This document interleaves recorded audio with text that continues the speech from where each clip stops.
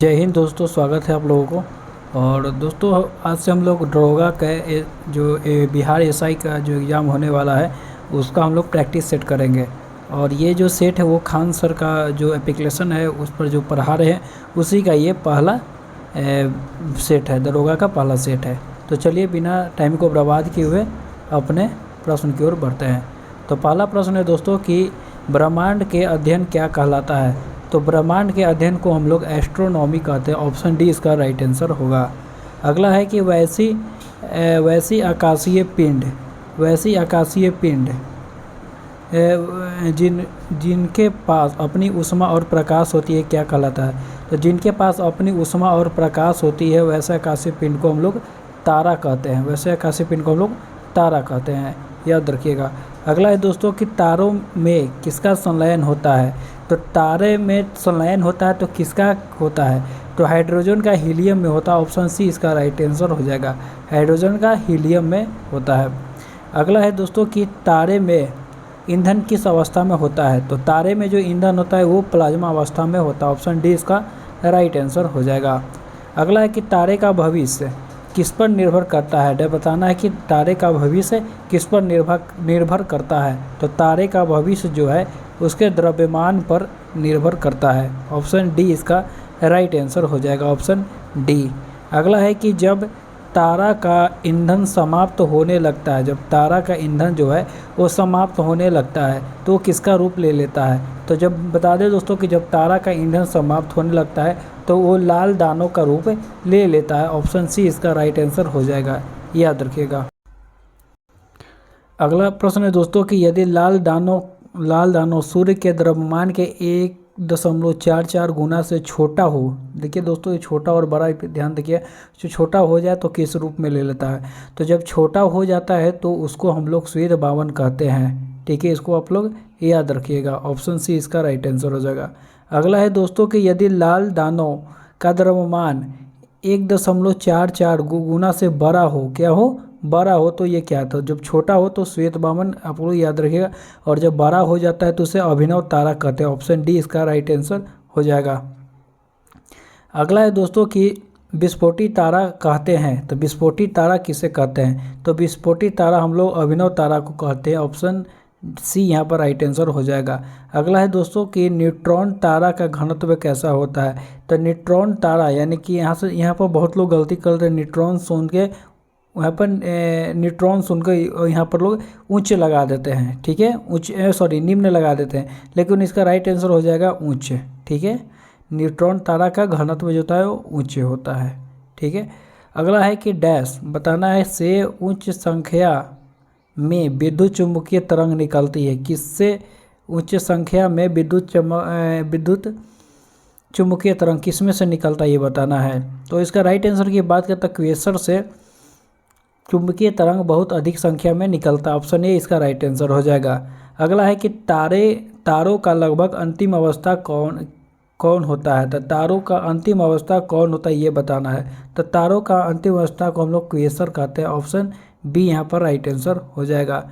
अगला प्रश्न है दोस्तों कि कृष्ण छिद्र का खोज किसने किया था। तो कृष्ण छिद्र का यानी कि ब्लैक होल, कृष्ण छिद्र का अर्थ हो गया ब्लैक होल का खोज चंद्रशेखर ने किए थे। ऑप्शन डी यहाँ पर इसका राइट आंसर हो जाएगा। अगले प्रश्न की ओर बढ़ते हैं दोस्तों। तो अगला प्रश्न है कि निहारिका क्या है। निहारिका क्या है तो बताना है कि निहारिका क्या है। तो निहारिका एक विरल गैस का गोला है। विरल गैस का एक गोला है। ऑप्शन सी यहाँ पर राइट आंसर हो जाएगा। अगला है कि तारों का अंतिम रूप होता है। तो तारों का अंतिम रूप किस रूप में होता है। तो तारा जब मतलब अंतिम रूप होता है यानी कि मर जाता है तो ब्लैक होल बन जाता है। ऑप्शन डी यहाँ पर राइट आंसर हो जाएगा। अगला है कि चंद्रशेखर सीमा कितना होता है। तो चंद्रशेखर सीमा बताना है। तो सूर्य का जो भी होगा उसमें गुना 1.44 यानी कि ऑप्शन बी यहाँ पर राइट आंसर हो जाएगा। अगला है दोस्तों कि सूर्य जब लाल दानों का रूप लेता है। देखिए दोस्तों, जब सूर्य लाल दानों का रूप लेता है तो वो अपने समीप कितने ग्रहों को जला देता है। तो ऑप्शन इसका डी हो जाएगा, यानी कि 4 ग्रहों को जला देता है। अगला है कि किस कारण कृष्ण छिद्र प्रकाश को भी नहीं जाने देता है। मतलब क्या कारण है बताना है कि ब्लैक होल जो है वो प्रकाश को नहीं अपने ओर से जाने देता है। तो इसका राइट आंसर की बात किया जाए दोस्तों तो इसका उच्च नहीं अति उच्च, ठीक है, अति बहुत हाई, ठीक है, घनत्व होता है। इसको आप लोग याद रखिएगा। अगला है कि ब्रह्मांड में तारों का असंख्यक समूह को क्या कहते हैं? तो ब्रह्मांड में तारों के असंख्यक समूह को आकाशगंगा कहते हैं, ठीक है। आकाशगंगा का आकार कैसा होता है बताना आप लोग, आकाशगंगा का आकार कैसा होता है? तो आकाशगंगा का आकार जो है वो सर्पिलाकार होता है। ऑप्शन डी यहाँ पर राइट आंसर हो जाएगा। अगला है कि आकाशगंगा के मध्य भाग को क्या कहते हैं? तो आकाशगंगा के मध्य भाग को हम लोग बल्ज कहते हैं, बल्ज, याद रखिएगा। आकाशगंगा के मध्य भाग को हम लोग बल्ज कहते हैं। अगला है कि आकाशगंगा का निर्माण आज से कितने वर्ष पूर्व हुआ था? तो आकाशगंगा का पूछ रहा है दोस्तों कि आकाशगंगा निर्माण आज से कितने वर्ष पूर्व हुआ था? तो आकाशगंगा का निर्माण आज से 12 गुना 10 के पावर 8, 10 के पावर 8, 12 गुना 10 के पावर 8 वर्ष पूर्व हुआ था। अगला है दोस्तों कि ब्रह्मांड में लगभग कितने आकाशगंगा? तो ब्रह्मांड में लगभग 100 अरब आकाशगंगा हैं, 100 अरब आकाशगंगा हैं। अगला प्रश्न हो जाएगा कि 3 आकाशगंगों के समूह को क्या कहते हैं? 3 आकाशगंगा जब मिल जाएगा तो उसे क्या, तो उसे सुपर क्लस्टर कहते हैं। 3 आकाशगंगा जब मिल जाता है तो उसे क्या कहते हैं? सुपर क्लस्टर कहते हैं। अगला प्रश्न है दोस्तों कि हमारा सूर्य किस आकाशगंगा में रहता है? तो हमारा सूर्य यानी कि हमारा आकाशगंगा का नाम बताना है दोस्तों कि कौन सा है? तो मंदाकिनी हो जाएगा। ऑप्शन बी यहाँ पर राइट आंसर हो जाएगा। यही पूछा जाए दोस्तों कि हमारे पड़ोसी आकाशगंगा कौन? हमारी पड़ोसी मतलब मंदाकिनी के पड़ोसी आकाशगंगा देवयानी हो जाएगा, ठीक है। अगला है कि हमारे सबसे करीब आकाशगंगा कौन सी है? तो हमारे सबसे आकाश करीब जो है वो देवयानी है, जो पड़ोसी हो गया हमारा आकाशगंगा में। अगला है प्रश्न कि सूर्य अपने मंदाकिनी का चक्कर कैसा लगाता है? तो सूर्य जब मंदाकिनी का चक्कर लगाता है 25 करोड़ वर्ष में, वो एंटी क्लॉकवाइज लगाता है। किस एंटी क्लॉकवाइज, याद रखिएगा। अगला है कि सूर्य को मंदाकिनी के चक्कर लगाने में कितना समय लगता है, जिसे एक ब्रह्मांड वर्ष भी कहते हैं। इसको आप लोग याद रखिएगा, यानी कि ऑप्शन डी 25 करोड़ वर्ष इसका राइट आंसर हो जाएगा। अगला है कि सूर्य का सबसे करीबी तारा कौन है? तो सूर्य का सबसे करीबी तारा है बताना। हम लोग का अगर पूछा गया कि हमारा सबसे करीबी तारा कौन है तो इसका राइट आंसर सूर्य हो जाएगा। लेकिन पूछा गया कि सूर्य का सबसे करीबी तारा तो प्रोक्सिमा सेंचुरी, ऑप्शन सी इसका राइट आंसर हो जाएगा, प्रोक्सिमा सेंचुरी। अगला है कि वर्तमान में तारामंडल की संख्या कितनी है? तो वर्तमान में ऐसे किताब में देखिएगा दोस्तों तो कहीं कहीं 88 और कहीं कहीं 89 भी लिखा था, लेकिन ज़्यादा मान्यता देखा जाए तो 88 का ही आता है। तो आप लोग 88 यानी कि ऑप्शन सी इसका राइट आंसर हो सकता है। अगला प्रश्न है दोस्तों कि सबसे बड़ा तारामंडल कौन सा है? तो सबसे बड़ा जो तारामंडल वो हाइड्रा है, सबसे बड़ा तारामंडल हाइड्रा। अगला है कि उत्तरी ध्रुव पृथ्वी के किस ध्रुव पर है? ध्रुव तारा पृथ्वी के किस ध्रुव पर ये बताना है। ध्रुव तारा पृथ्वी के किस ध्रुव पर है? तो इसका राइट आंसर तो उत्तरी ध्रुव हो जाएगा। ऑप्शन ए इसका राइट आंसर है, ऑप्शन ए।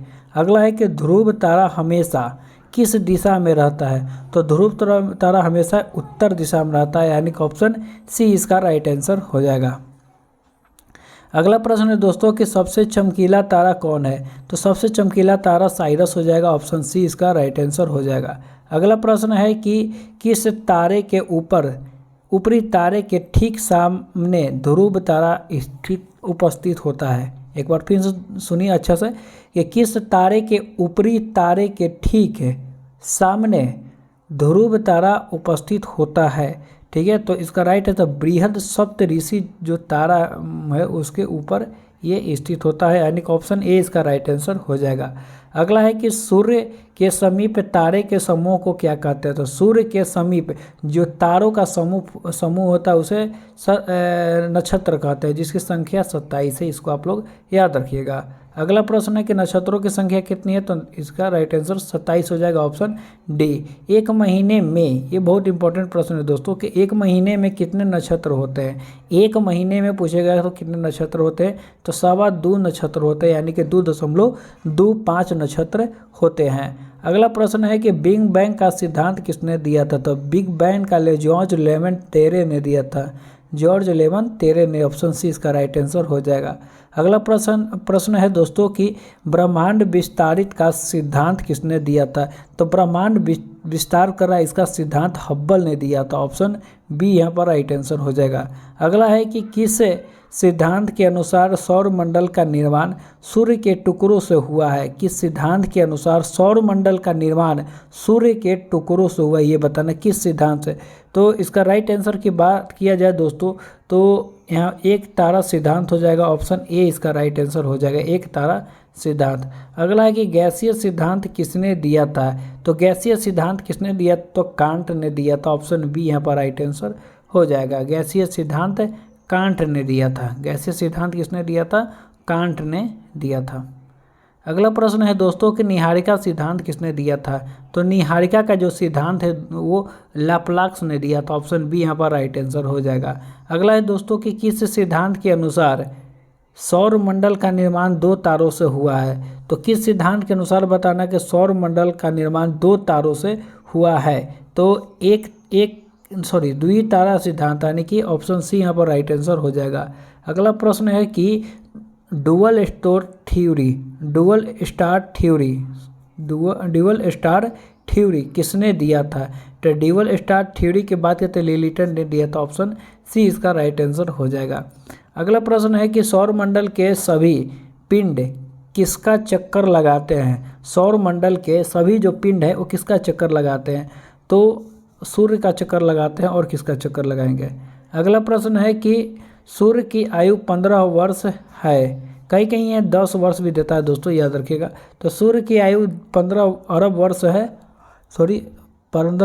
वर्ष है। यह अपनी आयु का कितने वर्ष जी चुका है? तो सूर्य का आयु जो है 15 अरब वर्ष है, वो अपने आयु का वर्तमान अभी 5 अरब वर्ष जी चुका है, ठीक है। अगला है कि सौर ज्वाला का तापमान कितना होता है? तो बताना कि सौर ज्वाला का तापमान 6000 डिग्री सेल्सियस, यानी कि ऑप्शन सी यहाँ पर राइट आंसर हो जाएगा। अगला है कि सूर्य के मध्य भागों को क्या कहते हैं? तो सूर्य के जो मध्य भाग है उसे क्या कहते हैं, ये पूछा जाता है, उसे वर्णमंडल कहते हैं। बाहरी पूछाएगा तो उसे प्रकाश मंडल हुआ, अगर सूर्य के बाहरी भाग है तो प्रकाश मंडल, ठीक है। अगला प्रश्न है कि वैज्ञानिक जिन्होंने सर्वप्रथम खोज की कि पृथ्वी सूर्य के चक्कर लगाता है की ओर घूमता है, पृथ्वी जो है सूर्य के चारों ओर घूमता है, ये बताना है। किसने ये बताया था कि पृथ्वी जो है सूर्य को घूमेगा? तो कोपरनिकस ने, ऑप्शन सी यहाँ पर राइट आंसर हो जाएगा। अगला है कि ग्रहों के गति के नियम केपलर हो जाए, ग्रहों के गति के नियम केपलर ने दिया। वर्णमंडल का तापमान कितना होता है? बहुत ही इंपॉर्टेंट प्रश्न है दोस्तों, और इसमें लड़के फंस जाते हैं। तो वर्णमंडल का तापमान पूछा जा रहा है कि कितने हैं? तो वर्णमंडल का तापमान 32,400 है, 32,400, ऑप्शन डी इसका राइट आंसर हो जाएगा।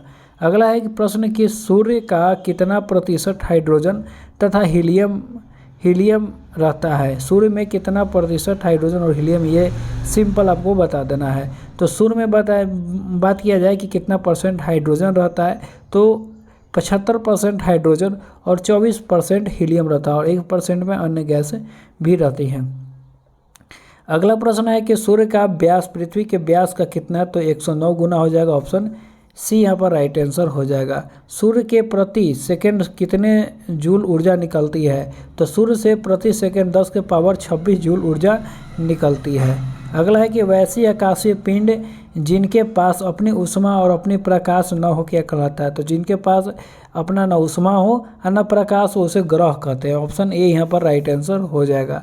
अगला है कि प्रारंभ में ग्रहों की संख्या कितनी थी? प्रारंभ में ग्रहों की संख्या 9 थी, वर्तमान में पूछेगा कितनी है तो 8 है।